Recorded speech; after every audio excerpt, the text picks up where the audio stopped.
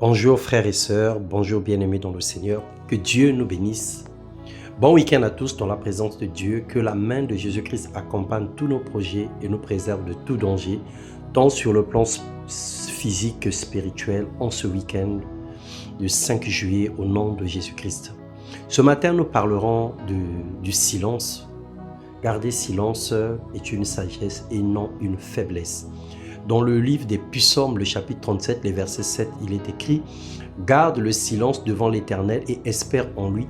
Ne t'irrite pas contre celui qui réussit dans ses voies, contre l'homme qui vient à bout de ses mauvais desseins. » Frères et sœurs, le silence est défini comme une absence totale de bruit. C'est une attitude importante dans notre marche chrétienne. Nous devrons faire silence devant certaines situations où nous n'avons pas de maîtrise, pour faire intervenir le Saint-Esprit et laisser agir la main de Dieu. Lorsque nous ouvrons la bouche pour parler sans raison, la plupart des cas, c'est pour se lamenter, pour se plaindre, pour critiquer, pour s'inquiéter ou pour calomnier. Matthieu 6, le verset 27, il est écrit « Qui de vous, par ses inquiétudes, peut ajouter une coudée à la durée de sa vie ?» Nos inquiétudes ne peuvent changer les situations, elles ne peuvent apporter des solutions ni des réponses. Celui qui se confie véritablement en Dieu ne compare pas sa vie à celle des autres, car dans le silence de Dieu, il nous informe et nous montre le chemin.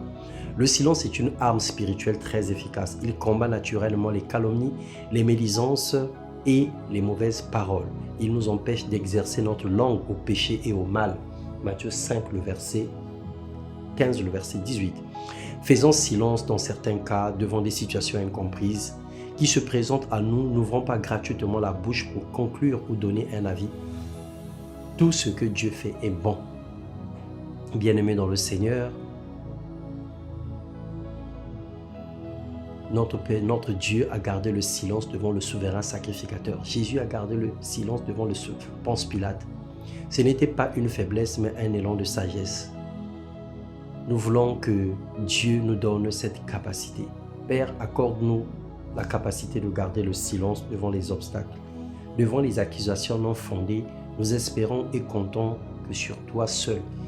Il est écrit dans ta parole qu'à l'heure même, ouvrez simplement vos bouches et moi-même je la remplirai. Seigneur, quand nous n'avons rien à dire, nous préférons garder silence, à moins que tu nous donnes une parole pour répondre à celui qui veut entendre raison. Que Dieu nous bénisse et nous accorde la capacité de marcher selon sa volonté et de faire tout ce qui est droit au nom de Jésus-Christ. Amen.